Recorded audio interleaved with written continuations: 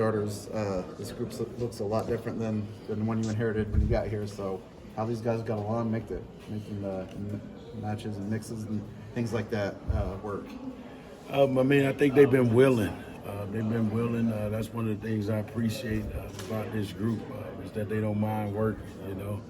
But obviously, we need to continue to create that chemistry and cohesion because there's a lot of new faces, you know. As you said, guys coming from different walks of life and different places, man.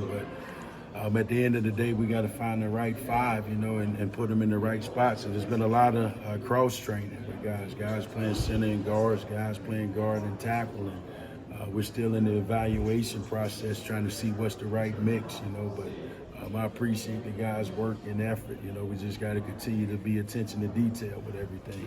You also have some guys who are coming back from injuries. So how much do you kind of ease them into it as you get going here? Yeah, I have. You know, it's kind of predicated on the training staff as well as that particular player and how they feel, you know. I think that's going to be the biggest key for us this season is just staying healthy. I know a bunch of guys got injured on the O-line with this group last year, you know, so we just got to be smart in everything that we're doing. And, man, if we can stay healthy, we got a chance to do some good things, I feel. Marcus has been working at tackle. How's he dealt with that transition? He's done a nice job. You know. But you know, even for him, he's a talented individual. But he's going to need those game reps. You know, game is kind of a little different than practice, man. But I think he's accepted the challenge. I think he wants that challenge, to be honest with you. And the thing I like about Bo is he's, you know, some guys that are afraid to take chances, and he's not, you know what I mean? Mm-hmm. And I can live with that. I always tell guys, man, when you step on that field, make a full-speed decision. Whether you're right or wrong, once you made that decision, just be decisive and live with it and don't second-guess yourself. And I think he displays that type of mentality, you know what I mean? But it's going to take game reps for him to get comfortable with it just because he's been so used to guard. But he has the ability to get it done at tackle.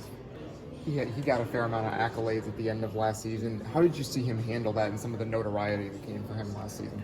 He's matured. He has matured since I've been here. You know, we've had several conversations, and you know, we always talk about who much is given, much is expected. You know, from a talent and ability, God's given him a great amount of ability and talent.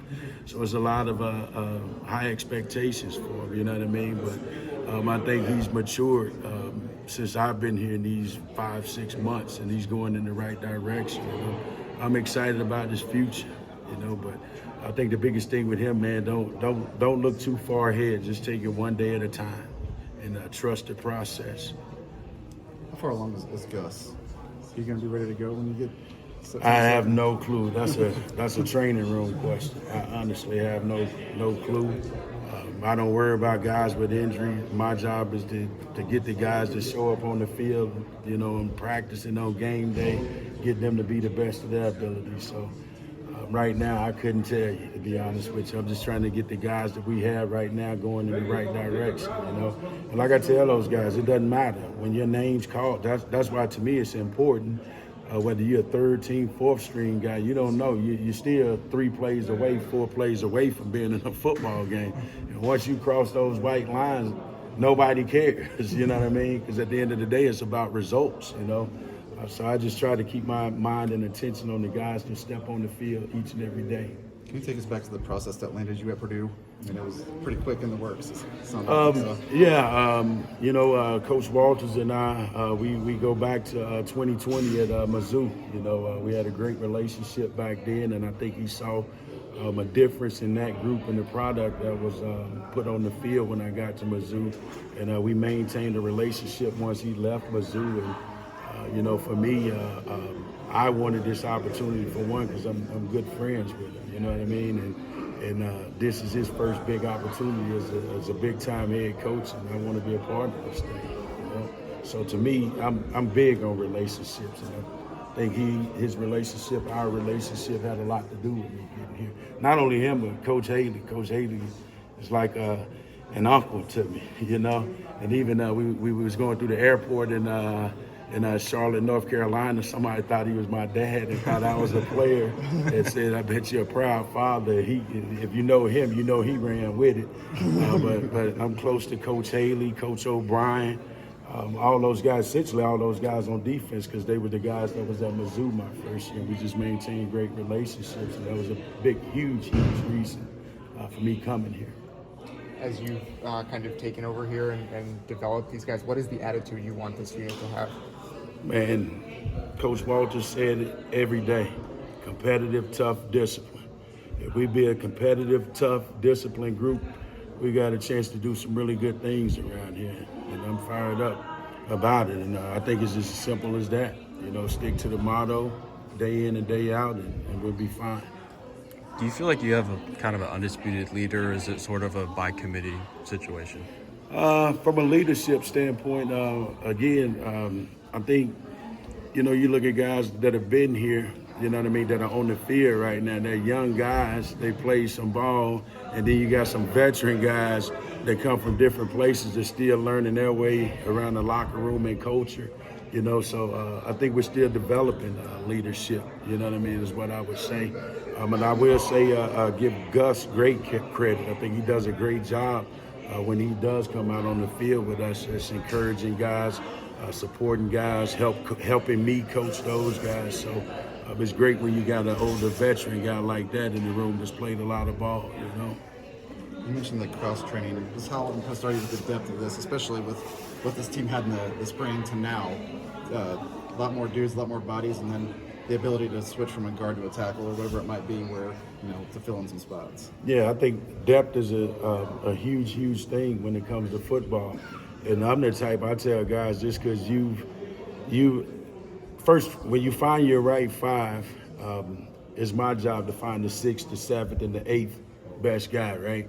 So I tell guys, just because you've been the backup, let's say left tackle, for 2 months, 3 months on the field, that doesn't mean you're necessarily the next one going in the game, because you might be the 10th best. I ain't trying to put the 10th best in. I want to put the 6th best in. So whether that means me moving a guy from left guard to tackle and the backup right guard inserting him to left guard, whatever it takes to me, whatever it takes. And the thing about it is I try to put those guys in those positions. They may not necessarily get it during a team versus defense, but I try to put those guys in those situations against the D-line and one-on-one pass rush or pods. For instance, just like today, we had some guys that were nicked up, banged up. I told Preston, hey, let's go out the left tackle, you know what I mean? And he looked like he'd been there before. Because we might get caught in that situation this year where he may have to go out the left tackle. And I thought he handled that situation well today. And, we got him some reps at left tackle and one-on-one pass rush the other day and in pods. So I think that's something that's always in the back of my mind, is putting these guys in certain situations before the game comes, just so it's not their first time being in that situation, if that makes sense. So depth is a huge thing, especially in the trenches, because we all know everybody ain't gonna make it through an entire season healthy in the line of scrimmage. I remember my second year, 2018 at Mississippi State, 2019, excuse me.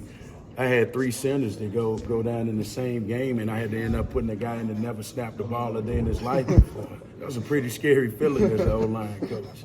And then the next week, I had to train a D lineman and go in the game the next week to play like 30 plays at center. You know what I mean? And he had never played in the game before, but he had trained with me during the bowl season that year. You know what I mean? So, it's just so much goes into it, So you got to do whatever you got to do to get the right five on the field and, train them up and kind of go from there. What was it like this offseason, going out and finding guys in the portal that fit what you guys want to do and kind of just doing that as quickly as you could, but also finding guys that worked? Man, that portal is a different animal. For one, I think about a guy like Bakeen, a good friend of mine from Detroit, reached out to me, told me he had this kid who was, in the portal, and he felt like I needed to take a chance on him and look at him. So I ended up going to a camp in Detroit and watched the young man move around. And he may be the most athletic guy in the group, right? But he's not. his weight is not where it needs to be right now. But you're talking about a young man that's athletic and tough, and if you got those traits, you got a good chance. A guy like Ben Farrell, he's played a lot of ball. You know what I mean? He's a versatile guy. He's played left tackle, right guard for us to this point, man. So I think the portal's important, but I think it's got to be the right mix that you get out that portal to make sure that they fit your culture as well. Because you don't want any guys that's a cancer on the team and in that locker room, which is, in my opinion, probably the most important thing in a football program. How much is going up against this defensive front helped you guys, just the different looks that they give? And then has there been anyone that's kind of giving you guys trouble? It's a challenge every day. It is, and I think the scheme, the system that they run is pretty unique. You got to win your one-on-one battle. And that's a tough situation with old linemen going one-on-one day in and day out. But the beauty of it is that it's going to make game day a little bit easier. You know what I mean? Because now we actually got combo blocks and guys helping each other and putting 600 pounds on people versus 300 pounds on people, So it's a challenge with the defense from a standpoint that we get to play on the island for a lot of what we do offensively, but it's going to help make us better. And, you talk about those guys and who challenges us. I would say Nick is a good football player. KJ is a good football player. Who else? Cole, Big Cole. I mean, that's a big, solid man. You know what I mean? They got some good players over there, and thank God that they're on our team is what I would say. You know what I mean? And they make us better. I always say iron sharpens iron, and to me, those guys over there got to be our best friends because they're going to make us get better day in and day out. Anything else for Coach? Cool. Thank you, Coach. Thanks, Coach. Thank you, guys.